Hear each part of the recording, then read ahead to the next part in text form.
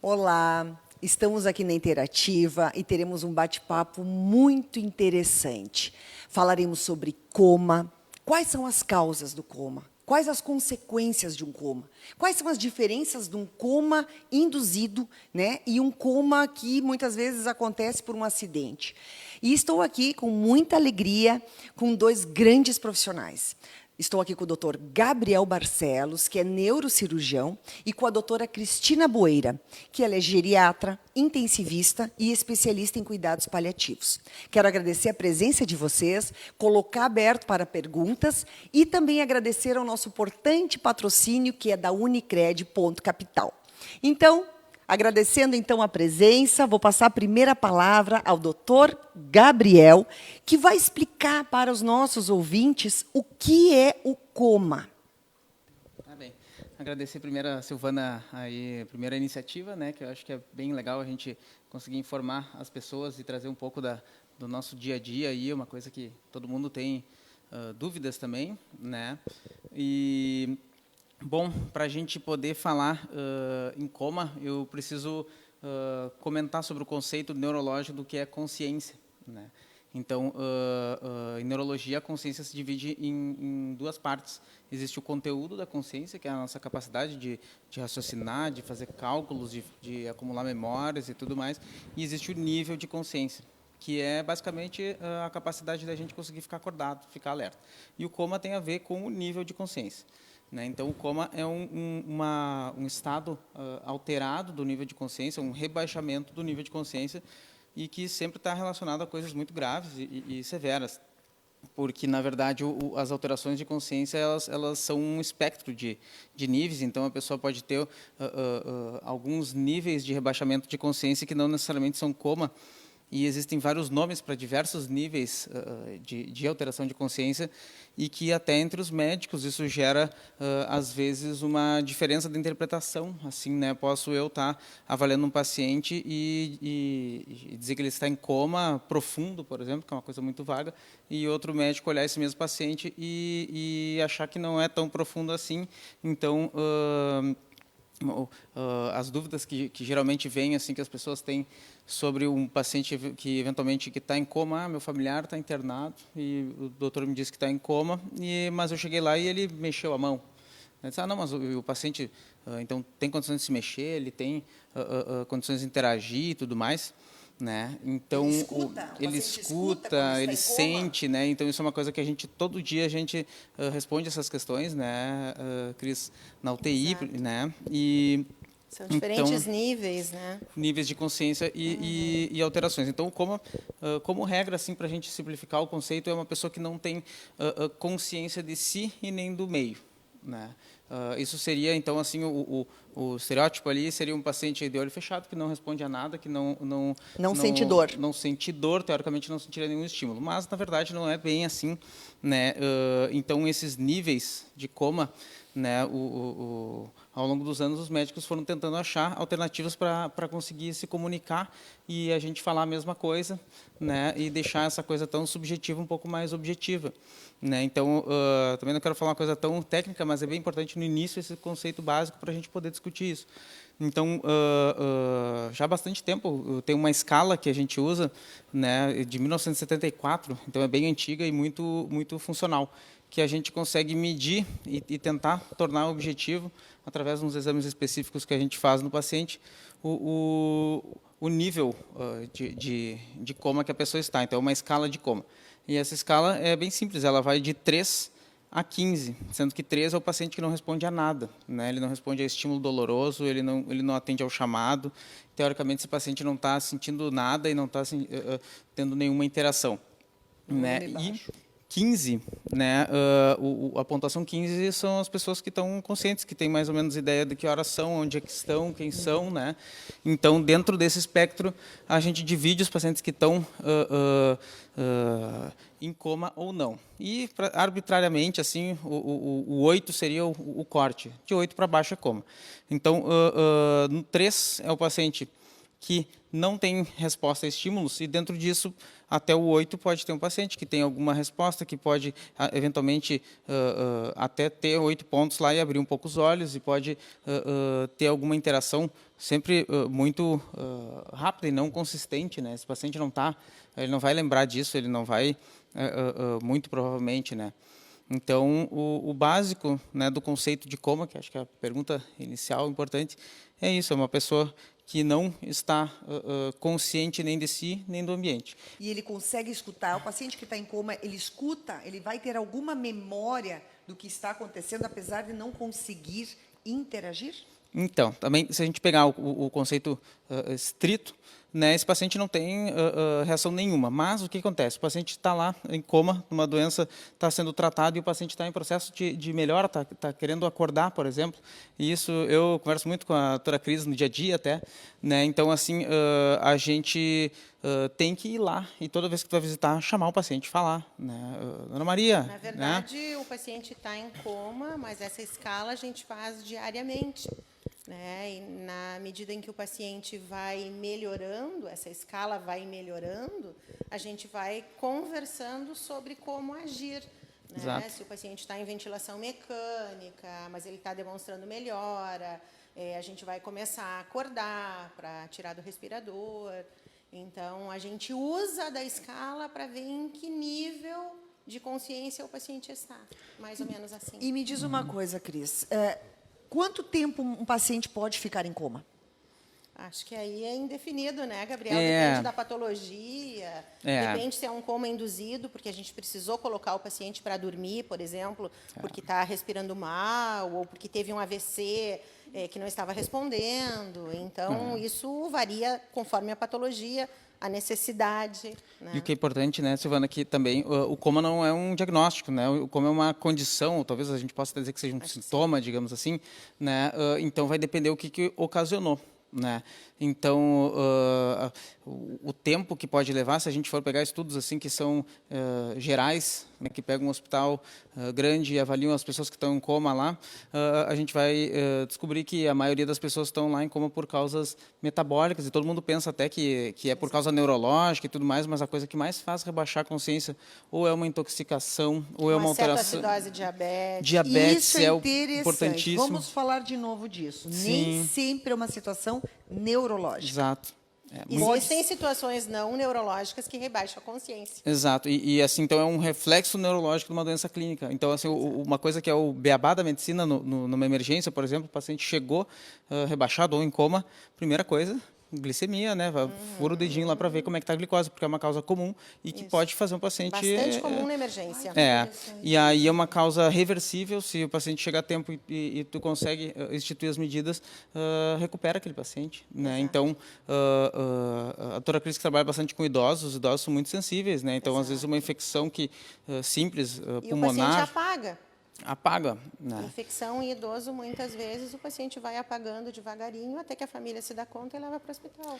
E aí, mas muitas vezes, né? Compensada, infecção grave em idosos é muito comum. O paciente muitas vezes chega na emergência e chama o neurologista, o neurocirurgião, o paciente está em coma.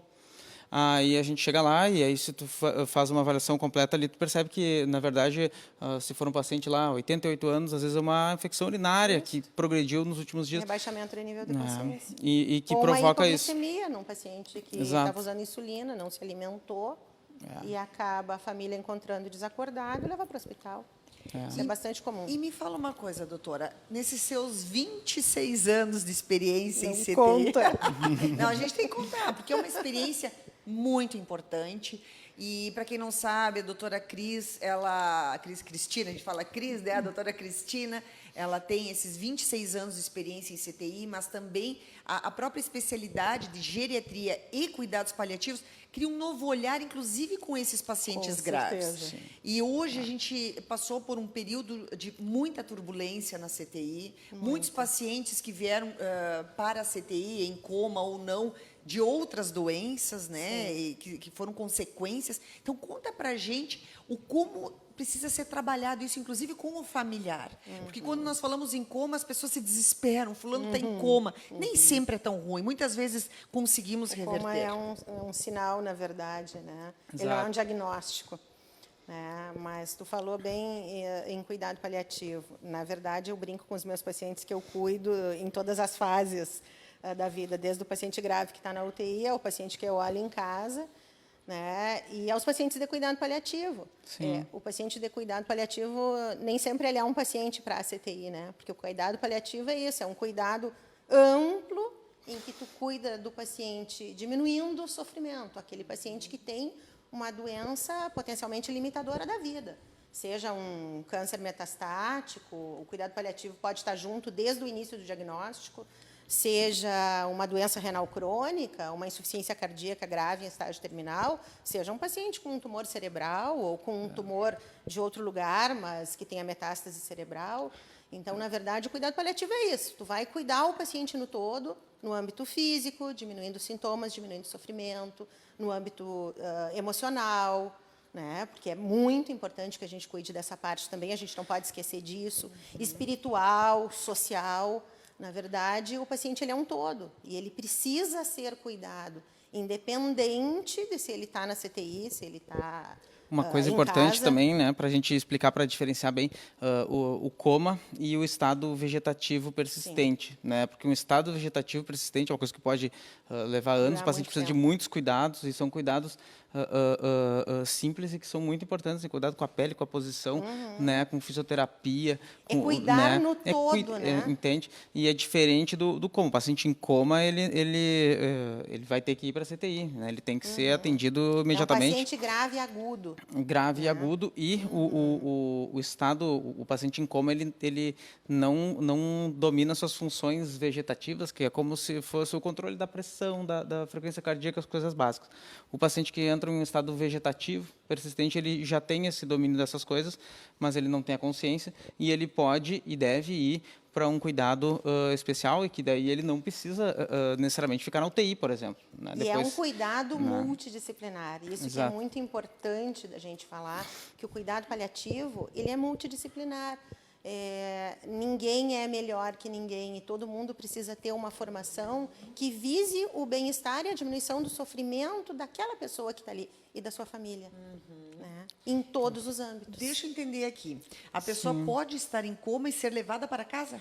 Não, porque não é coma, né? Porque se ela estiver em coma, ela precisa de um aparelho para ajudar a manter as funções básicas, né? E se ela assumir, recuperar a capacidade de exercer essas funções básicas, de controlar a pressão arterial, frequência cardíaca, e ela não acordar, né? Ela estaria em estado vegetativo, né, persistente, que isso aí também é muito particular de cada doença e tudo mais, e que pode levar muito tempo e pode ser uma coisa também irreversível, isso pode ser uma sequela de um acidente, de uma doença, né? Então, essas pessoas em estado vegetativo, elas vão para casa, elas deveriam ir, né, para poder... Elas podem ir. Mantendo um suporte geral. Para poder ficar perto dos familiares, porque a UTI é um ambiente ruim, assim, para as pessoas, né? Ele é estressor e ele limita do contato com a família, né? Então, isso é muito importante. Existem doenças que o levar o paciente para a CTI não vai determinar uma mudança no evento final, né? E o paciente estar próximo aos seus familiares, mas com todo o cuidado, com todo o carinho, com todo o alívio dos sintomas, ele não vai precisar de uma UTI. Muitas vezes, levar o paciente para a UTI distancia da família e, inclusive, aumenta o sofrimento, porque a gente predispõe o paciente a inúmeros tratamentos que, muitas vezes, são muito mais judiaria, né, do que trazem benefício. E a presença da família é um assunto também muito importante na UTI. Agora, com a situação que a gente está vivendo, não se fala nisso, não pode, né? É uma doença infecciosa. Mas, antes disso, e tomara que no futuro isso volte logo, a presença do familiar próximo do paciente que está na UTI é muito importante, né? E é comprovadamente um fator que acelera a alta e que diminui mortalidade e acelera a recuperação. Então, até tem um estudo bem importante que foi feito no Moinhos, que eles fizeram um trabalho que pegaram uma UTI lá e fizeram um tempo de visita estendida durante meses e avaliaram vários aspectos dos pacientes e os pacientes se recuperaram bem melhor para algumas coisas específicas, e aqui né? em Santa Maria estava tendo visita estendida na UTI neurológica e na UTI geral agora a gente retornou com visitas 2 vezes por semana. A gente esteve durante muito tempo só conversando com as famílias, fazendo mensagem de vídeo, né? Ligações de vídeo, para que essas famílias não perdessem o contato com os seus familiares doentes, né? E agora a gente voltou com 2 visitas semanais, uma vez de manhã, uma vez de tarde, para que entre um familiar. E olha que interessante. Então, na realidade, até numa CTI é importante ter essa humanização. Por mais que esse paciente já esteja sem todas as condições de percepção, mas o afeto, compaixão, humanidade fazem a diferença na evolução e na melhoria desse paciente. Sim, isso é científico, né? Isso é comprovado, não é porque a gente acha que isso é o melhor, né? Porque realmente é comprovado que é melhor, né? Então, assim... Diminui muito o delírio, a agitação psicomotora do paciente. Então, a gente pensa num paciente em coma que está em recuperação, né? Como tu me perguntaste antes sobre o paciente ouvir ou não, né? Eu sempre falo com os familiares quando vão visitar para chamar o paciente, chamar, porque aquele paciente que está em recuperação, em algum momento ele vai ouvir e ele reconhece a voz do... A gente não tem certeza do quanto que ele está consciente então, ou não. assim, como eu não posso garantir que não está ouvindo, então, agora, se ninguém falar nada, com certeza ele não vai ouvir. Então, se tu está em recuperação, acordando e escuta a voz de um familiar que tu tem uma convivência próxima ali, a gente vê e os familiares contam. E até, eu lembro de um caso recente aí de uma paciente que ficou bastante tempo na UTI, em um estado comatoso, assim, e que a familiar dizia que quando chegava lá e falava com ela, ela via que a frequência cardíaca aumentava e a paciente... E a gente vê isso com muita frequência. Então, assim, e aí diziam, mas estão achando que eu sou louca porque eu vou lá e converso com a avó. Não é isso aí mesmo, ela está te ouvindo. E depois ela recuperou. Os pacientes não lembram muitas vezes, mas até tem casos que os pacientes contam que tu lembra lá da UTI. Não, eu lembro quando eu acordei que tu estava do meu lado. Eu posso dizer isso por mim própria, né? Que meu marido teve 56 dias em UTI. Eu ia falar sobre isso agora. E boa parte do tempo sedado. E como médica e médica do serviço e tudo mais, eu pude ficar um bom tempo junto com ele. Todo mundo me dizia, ele vai acordar agitado, ele vai acordar em delírio, ele vai dar trabalho. Ele não deu trabalho nenhum, ele acordou calmo, tranquilo. E qual é a diferença em acordar agitado? O que pode acontecer se a pessoa acorda agitada? É muito difícil de tu lidar com um paciente agitado, porque ele não reconhece o meio, ele não reconhece o que está perto, os barulhos incomodam, as luzes incomodam. O local, né, também, né? O local é extremamente estressor. Tu tem bip para todo lado, tu tem pessoas estranhas, um chega e mede a pressão, o outro pica o dedo, toda hora entra algum, ele vê um paciente ser reanimado, ele vê uma internação de um paciente grave. Então, é muito difícil o ambiente de CTI. E a presença do familiar, ela diminui muito o sofrimento. O paciente se reconhece. Porque é uma das coisas que ele ainda lembra. Perto dele. Então, tu imagina uma pessoa que perdeu a consciência, fica 40 dias e, lógico, as pessoas não costumam ter a percepção e noção do tempo, mas ela acorda num ambiente estranho, com luz ligada, com um monte de gente diferente. Se começa a acordar e começa a ouvir uma voz de uma pessoa, calma, olha que está no hospital, e vai te orientando. Exatamente, eu sou a testemunha disso. Porque a psicóloga que foi ver o Cláudio pela Unimed em casa, a primeira coisa que perguntou para ele, o que ele lembrava de quando ele acordou, né? E ele disse, eu lembro da Cris ao meu lado me dizendo, eu te amo. Então, isso não tem preço. E ele em coma. Ele estava acordando. Ai, gente, eu tô arrepiada aqui, eu não sei vocês. Mas eu fico imaginando um paciente que está numa sequela de uma doença, ou, enfim, recuperando de outras, e os familiares todos imaginando que ele está em coma, inconsciente ou vegetativo, e ele ouvindo, eu te amo, tu vai sair daqui, eu te amo. O quanto isso tem um poder. Com certeza. E existe aquela coisa, ele está ouvindo ou não está ouvindo? Cura, né? O amor cura. A gente não sabe quem está ouvindo e quem não está ouvindo, mas a gente tem que falar com todo mundo, porque aquele que está ouvindo vai funcionar. Eu acho que isso é o que falta nas escolas de medicina e nas escolas de todas as áreas da saúde, né? Falta isso, a aula de humanização. Né? Hoje tem cuidados paliativos, é obrigatório. Por lei, pelo SUS, hoje os hospitais têm que ter cuidados paliativos. Eu acho que a parte da humanização, assim, se tem um recado que pode ficar, é humanização sempre. É compaixão sempre. Eu acho que isso é muito A gente vai entrar importante. nesse aspecto agora dos cuidados paliativos, mas antes eu preciso falar de alguns recadinhos de algumas pessoas que estão participando aqui. A Janice Trucolo, acho que é assim que se fala. Cuidei a mãe dela e ela tá cuido assim, dela. estou assistindo com atenção a explicação desses dois ótimos médicos, mas estou dando preferência para aquela que cuidou da minha mãe e está cuidando hoje de mim. Que amor. Achei muito bonitinho. Beijo, Obrigada. Janice. Aqui tem várias pessoas que estão mandando abraço, dizendo que a live está maravilhosa. A Márcia Jardim, ela está colocando assim que live maravilhosa. Muitas pessoas estão passando por essa situação hoje. Então, assim, gente, obrigada por participarem. Se quiserem fazer alguma pergunta, a gente vai estar aqui disponível para fazer dentro do possível.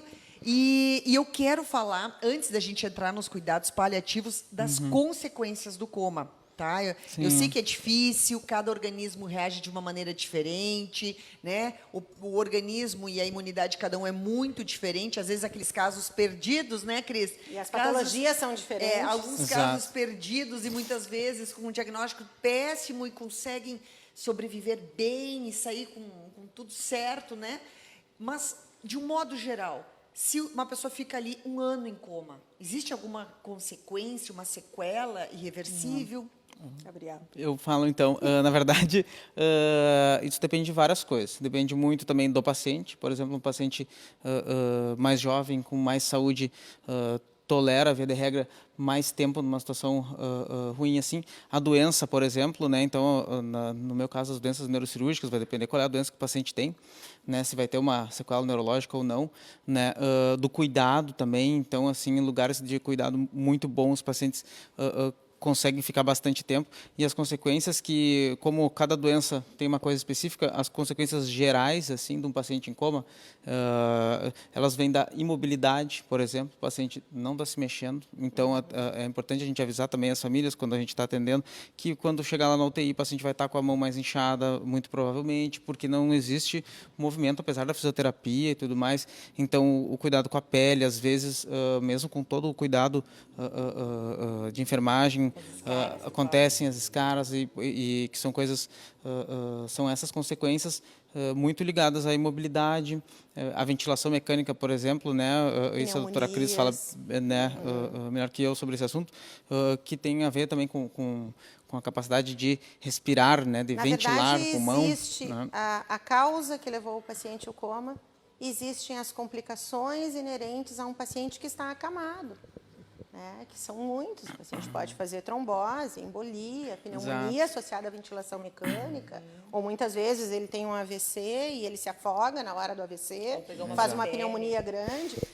Um paciente morador crônico de um hospital, ele está colonizado pelas bactérias da instituição. Então, se ele fizer uma pneumonia com longa internação, provavelmente vai ser por um germe mais resistente. Então, tem todo um contexto de tudo isso.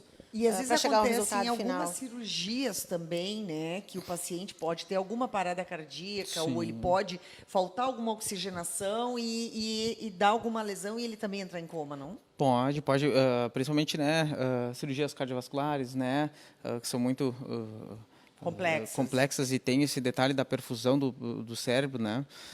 Então, a oxigenação, o cérebro precisa muito de Hoje de em dia é oxigênio. tudo muito bem monitorado. Exato. Né? Hoje tem monitorização que não existia 20 anos atrás. Para que esse estado de consciência seja bem controlado, para a oxigenação também. Mas complicações existem e são inerentes aos procedimentos. Né?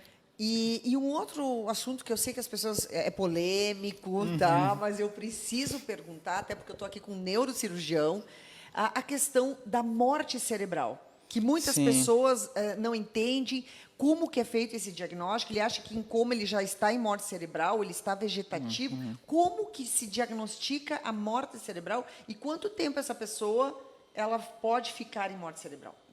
Isso é uma coisa bem importante, assim, que também tem que ser bem, os conceitos têm que ficar bem claros, né? Porque a morte cerebral, essa sim é um diagnóstico. A gente faz lá processos, existem protocolos que são estudos feitos com milhares de pessoas para que a gente consiga, porque a morte cerebral é uma condição irreversível. Né? Legalmente, ela é considerada a morte de uma pessoa.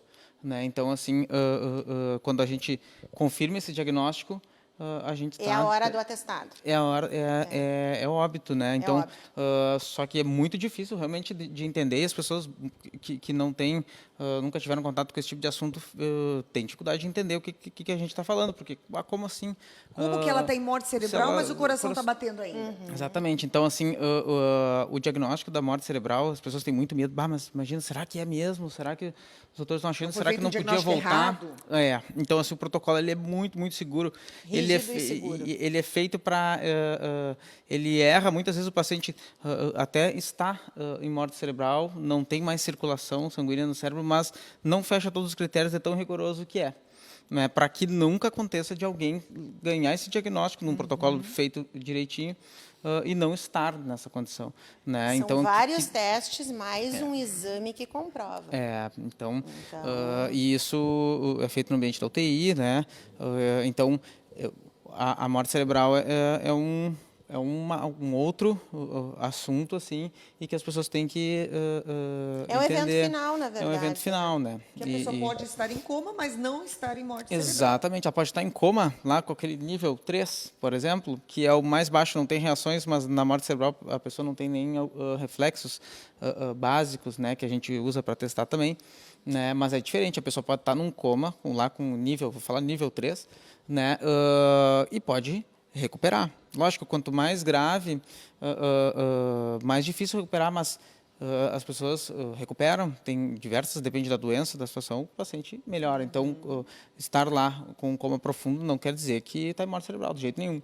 Pode, às vezes, aí a gente vai avaliando e na UTI, essa escala, muitas vezes a gente pede para fazer de hora em hora. Né? Então, de hora em hora, alguém vai lá e faz de novo aqueles testes para dar um ponto. A gente faz testes frequentes para ver as reações da pupila, reação da pálpebra, ver se reage à dor. Então, são vários critérios. Quando a gente vê que está tudo muito ruim, aí se faz, então, um protocolo, que é uma série de testes estabelecidos e que, após esses testes, feitos por 2 vezes, com um intervalo de algumas horas, feito ou pelo plantonista, depois pelo neurologista, ou vice-versa, aí é feito um exame que confirme. Certo. Que não há circulação. Não é para deixar dúvidas. Não pode haver dúvidas. Não há dúvidas. E aí, neste momento, que a pessoa realmente está confirmada com morte cerebral, o que acontece? A família que vai autorizar desligar os aparelhos? A família é informada do diagnóstico. Porque a situação, quando caminha assim, né, e se chega nesse diagnóstico, é um processo, né? Lógico, às vezes acontece de ser um acidente, o paciente já chegar rapidamente, mas a gente, quando vai iniciar o protocolo, a gente faz uma conversa formal com a família, explica todos os detalhes de como que é a consciência, de como que funciona o cérebro, de como que pode acontecer a morte cerebral e como que funciona o protocolo. Então, as famílias acompanham isso. Né? Mas a família ela tem a opção de decidir, olha, eu não quero, então que fique prolongando, já que está em morte cerebral, até para liberar o leito da CTI. Sim. Ela tem essa... Sim, até porque no momento em que tu tens morte cerebral, a princípio, legalmente, o paciente está em óbito. Exato. Sim. Essa situação é bem específica, né? É uma situação limítrofe. Em qualquer medida, né, na verdade, mesmo fora desse contexto aí, a família, o paciente, eles têm a autonomia, né? A gente está lá pelos pacientes e os pacientes se deixarem isso muito bem claro e explicado até onde que eles querem que as coisas sejam feitas, é assim que a gente tem que fazer, porque a gente tem que fazer a gente tem que respeitar a vontade dos pacientes, né? Isso, os cuidados paliativos lida muito com isso. Com certeza. Né? E essa questão, já vamos entrar nos cuidados paliativos. E só para a gente encerrar essa questão da morte cerebral esse vínculo com o paciente, a tomada de decisão com os familiares, vamos falar assim. O familiar, neste momento, é informado da morte cerebral. E aí é perguntado a esse familiar se ele vai querer fazer a doação de órgãos ou esse protocolo já vem antes? Porque, na verdade... existe no hospital uma equipe que aborda esse assunto, né? Desde que tu inicia um protocolo, existe uma equipe, que é do CIDOT, que ela deve ser informada de que existe um possível paciente em morte cerebral. E já são feitos testes, sorologias, tudo mais, para que, se nesse momento que for constatado, que for determinado que realmente é morte cerebral, que essa família possa ser abordada. Muitas famílias abordam diretamente a equipe. Já perguntam muitas Né? vezes. Já perguntam, olha, meu familiar, isso é muito importante, que a gente converse com os familiares da gente, enquanto a gente está lúcido e orientado, sobre todas as decisões de coisas que poderão acontecer conosco. Quem que decide por nós? Se É o nós familiar. estivermos num estado vegetativo, se a gente tiver uma doença terminal que nos tire a consciência, e também sobre isso. Né? Então, sobre doação de órgãos. Eu quero ser doador. Bom, os meus familiares sabem disso, eu sofri um acidente, eu chego no hospital já com pupila dilatada, em provável morte encefálica. No momento em que isso for constatado, a família é informada do diagnóstico e, sim, poderá esse paciente ser um potencial doador. Claro que aí depende de N critérios, né? Se está saudável, se não está, mas... Esse paciente da UTI, então, assim, o que é doador, isso também é muito da UTI, mas não tanto o neurocirurgião, sabe, mas para a gente alimentar bem a conversa, que é importante, esse paciente aí é diferente mesmo, porque daí ele é um paciente especial, porque tem que manter condições clínicas para poder doar os órgãos. E muitas vezes é super difícil, mesmo que tenha confirmado que tenha, às vezes o paciente, pela Muitas doença... vezes os órgãos já estão parando. Então, esse diagnóstico deve ser feito o quanto antes possível, né, para que a família possa se manifestar e a gente saber o que a gente vai fazer. Bom, é considerado óbito? Vai desligar os aparelhos ou não? Ou vai deixar tudo no suporte mínimo, esperando o coração parar? O certo é que se desligue. Né? Isso é o que é óbito. Né? Mas se essa família quer que aquele paciente seja um doador, a gente vai manter tudo o melhor possível para que tenha condições de ser um potencial doador. Claro. Né? Isso muitas vezes é super difícil. O intensivista tem que fazer diversas manobras para que não alterem lá parâmetros clínicos, para não se perder essa possibilidade. Né? Muito interessante. Essa abordagem família, veja bem, nós estamos falando de coisas graves, né? Coma, traumatismos, enfim, coisas gravíssimas. Mas o que eu gostaria de falar é o quanto é importante o familiar estar presente antes, durante, né, e as tomadas de decisões depois. E quanto à questão dos cuidados paliativos, Cris, eu gostaria que tu falasse um pouco, porque as pessoas às vezes não entendem ainda. Acham assim, vou fazer meia boca. Não. O que é o cuidado paliativo? Eu sempre digo... Eu acho que é muito importante explicar isso, porque as pessoas não entendem. São doenças que não necessariamente são velhos, nem sempre são velhos. Pode ser uma criança com uma doença terminal. Então, conta pra gente. Tá. Então, assim, cuidado paliativo é um cuidado amplo em que tu cuida do paciente visando aliviar o sofrimento, independente de se ele vai ter cura ou não. Digamos assim, o Gabriel faz um diagnóstico de um tumor cerebral, mas esse paciente, apesar de fazer a cirurgia, a rádio, a químio, ele tem um prognóstico ruim. E talvez ele viva mais 2, 3 anos. Tu entende? Mas ele precisa ter uma equipe que olhe ele, não como a doença que ele tem, mas como o paciente que ele é, o ser humano que está ali. E que tem direito a ser cuidado com alívio dos sintomas, que a gente ofereça o cuidado emocional, que a gente ofereça o cuidado espiritual. Quer dizer, esse paciente é um todo, entende? Então, deveria existir sempre uma equipe multidisciplinar que acompanhasse, independente se ele vai morrer daqui a uma semana, ou daqui a um mês, ou daqui a 2, 3 anos. Mas é um direito que ele tem de ser bem cuidado, de ser cuidado no todo, independente se ele é curável, potencialmente curável, ou se é certo que a morte vai ocorrer de forma rápida. né? E a questão da morte, Cris? Esse é um tema que eu sei que nós podemos fazer uma outra live. E conversar horas. Horas, e é um assunto muito tabu no nosso país. As pessoas acham que falar da morte, tu está atraindo a morte, né? Não se fala sobre isso. É um tempo Um, precioso. dois, três, não vamos falar, é a crença popular. É. Só que, no entanto, precisamos falar. Na verdade, às vezes as pessoas perguntam, é dolorido, é triste? Não. É precioso demais tu poder acompanhar alguém naquele último tempo que ela tem e ajudar ela a viver até o último dia. Né? Então, assim, as pessoas da área da saúde, muitas vezes, elas não aprenderam isso, elas querem curar. A gente sempre quer curar. É para isso que tu estuda, para te tratar e tu curar. Só que tem coisas que não tem cura, mas tem alívio, tem acompanhamento, tem amor, tem compaixão. Né? Então, acho que isso é importantíssimo, que a gente ofereça tudo que a gente puder para aliviar todo tipo de sofrimento daquela pessoa que está ali. É um tempo muito precioso. Muitas vezes, coisas que a pessoa nunca valorizou. Né? E ela consegue, nesse momento, dar o verdadeiro sentido. E consegue viver bem até o último dia. Acho que isso é muito importante. Aquela frase que às vezes a gente escuta, não tenho o que fazer, né? Isso é horrível. É nessa hora que mais temos o que fazer. Tem um monte de coisa para fazer, né? Sempre. Tem expectativa de vida de uma semana, não tem o que fazer? Tem um monte de coisa para fazer durante esse período e coisas importantes. Muitas vezes, quando a gente consegue acompanhar um paciente crônico de uma doença grave, esses momentos são lindos, porque é de aproximação com a família, de carinho, de reconciliação. De pedir perdão. Muitas vezes de reconciliação espiritual. Coisas que a pessoa valorizava lá muito tempo atrás e que ela foi deixando de lado, que ela foi abandonando.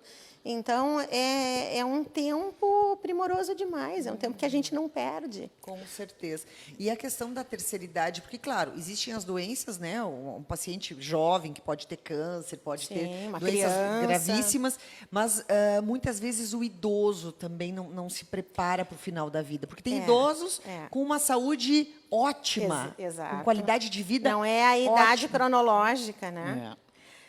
Eu te digo que, assim, os pacientes que a gente acompanha há muito tempo, muitas vezes, eles deixam, desde sempre, às vezes o paciente já chega numa primeira consulta no consultório dizendo, doutora, eu vim aqui, eu quero que a senhora me ouça, eu quero que a senhora me prometa que a senhora não vai me entubar. E eu digo, só um pouquinho.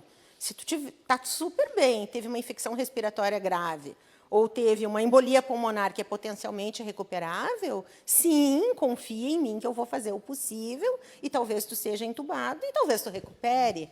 Diferente daquele paciente que vem com uma doença crônica grave, que eu sei que o fazer essas coisas só vai piorar, vai aumentar o sofrimento. E talvez até diminua o tempo que ele tem. Porque daí tu vai de isolar ficar com a da família dele. Tu isola da família, tu isola do teu cachorrinho, tu isola da tua casa. E animais fazem uma diferença enorme. Né? A pessoa estar com quem ela ama. E a gente tem visto com muitos o controle idosos, de sintomas. Muitos idosos hoje com os seus cachorrinhos, seus pets, né? Hoje uma vovó que está no hospital, pronta para dar alta, com 91, me disse, doutora, a senhora me prometa que eu não volto para o hospital.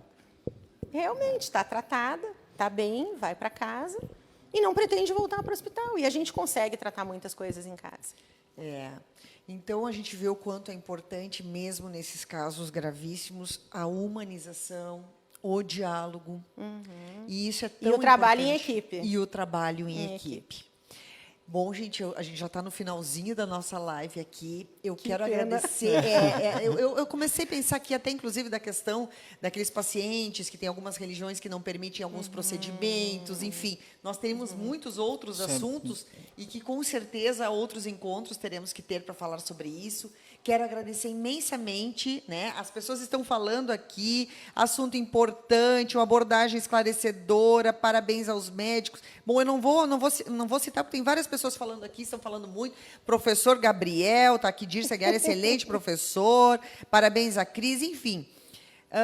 É bem importante nós termos este olhar carinhoso, cuidadoso, e eu vejo o quanto é importante ter esses médicos que fazem esse olhar. Então, eu estou muito feliz aqui, quero agradecer a presença de vocês. E muito obrigada pela audiência de vocês. Está terminando a nossa live. Quero agradecer a parceria da Unicred, Ponto Capital, que sempre está conosco. E fiquem atentos que segunda que vem nós temos outra live. Muito obrigada. Obrigada Obrigado. por nos permitir falar.